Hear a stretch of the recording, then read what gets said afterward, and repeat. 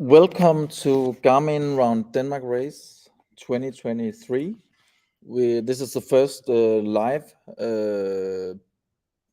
webcast. And since last year, I can see that my neck is turning turtle. Anyways, on the agenda, we have a little status on the offshore sailors that sailed out of Esbjerg yesterday, starting at 4 o'clock. We have some interviews, pre-race interviews with some of the skippers, Mikael Møllmann and Torben Herslund. Further, we have report what happened. Some boats abandoned racing already, or one boat. Then we have the status of the rest of the fleet on the weather as it is right now, and what is in pipeline. And finally, we have a little appetizer for the start tomorrow here in Aarhus on the inshore course. Just to recap, Garmin Round Denmark Race is an adventure sail race. It starts on the offshore course, is 750 nautical miles long. It starts from Esbjerg and ends here in Aarhus, passing the most western, the most northern, which is Skagen. The western is Blåvandshuk. The most eastern, which is Christiansø and Bornholm, and the most southern part of Denmark, which is Gedser, before heading up in Storebælt and back to Aarhus. The inshore course is a bit shorter. It's only 650 nautical miles long, which is a race that starts from Aarhus, goes to Skagen, Øresund, Bornholm, Gedser, Lillebælt, and then back up into Aarhusbugten and Aarhus. It's single-handed, it's double-handed, and it's fully crewed. So now that was the kind of intro. Let's see some footage from the start yesterday in Esbjerg. I must admit that for me, Esbjerg was, you know it from its industrial skyline with the oil rigs and with the industry and all that, but I can really recommend it. We followed the boat quite a while, like 7-8 nautical miles out before they were heading into the North Sea, and it was such a pleasant experience with if you have been in the Vadehavet, in Fanø, Rømø, places like this, it was something similar to that. Lots of shallows, lots of different nice colors on the water, and as you can see, lots of nice sailing for the skippers at this point. We just let this video run out. We even saw seals on the sandbanks laying and having a good time, and we also managed to get some really good insights from one of the local sailors who were running the boat that we followed the racers with. It was a really nice experience. Okay, let's go back to the status of the race so far. We have one boat out, the X99 Oxygenia. Shortly after the race start, they had to abandon because of one of the shrouds had a problem. Apparently, it was delivered. It's a new rig on the boat. It was delivered with 6 millimeters shrouds instead of 8 millimeters, and that didn't last long on the North Sea before that turned out to be a too tiny dimension for the X99. At the moment also we have Torben Herslund, who is in emergency harbor in Thyborøn. Nothing has happened, so to speak. It's not like he is in any kind of trouble. He was just waiting it out, and actually we can hear what Torben racing this fully crewed GB1000, a one-off from the 90s. My expectation for the fourth leg from Bornholm to Gedser would be rough winds tagging up against the wind, quite high wind speeds. So I'm a bit puzzled about that part of the track with the current forecasts that we look into. Okay.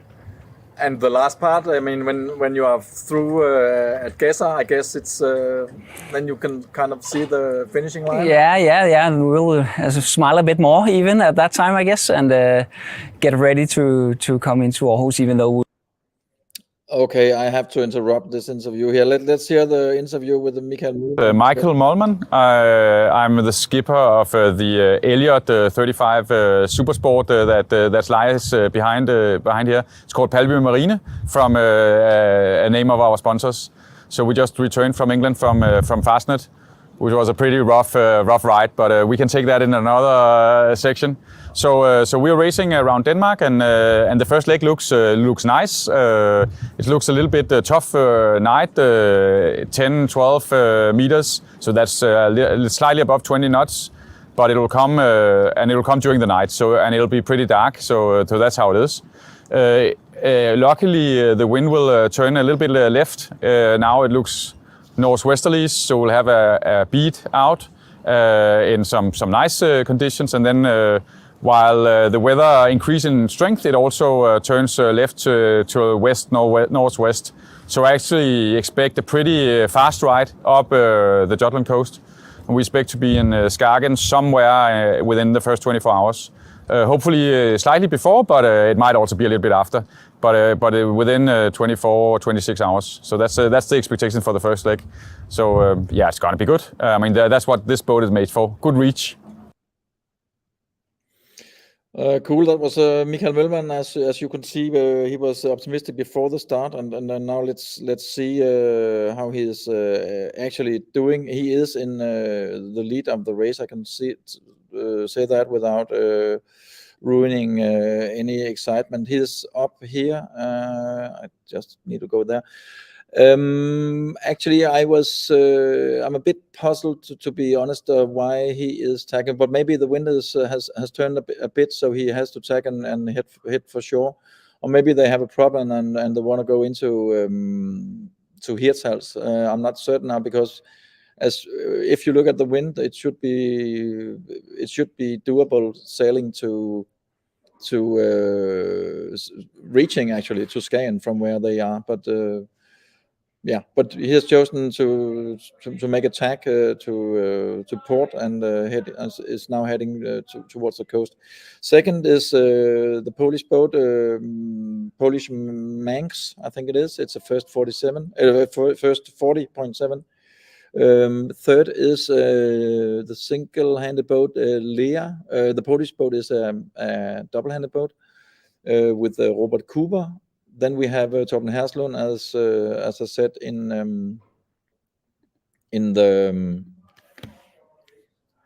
the emergency harbor, and then we have the tiny X99 in. We're just gonna enhance this a tiny bit. It looks like Esben Pilegaard is also going to head for Tiburon as an emergency harbor, whereas Cassiopeia, the Moody 45, and Lea, the sloop from the 60s, are still continuing north. Yeah, that was the status of the fleet. Let's have a look at the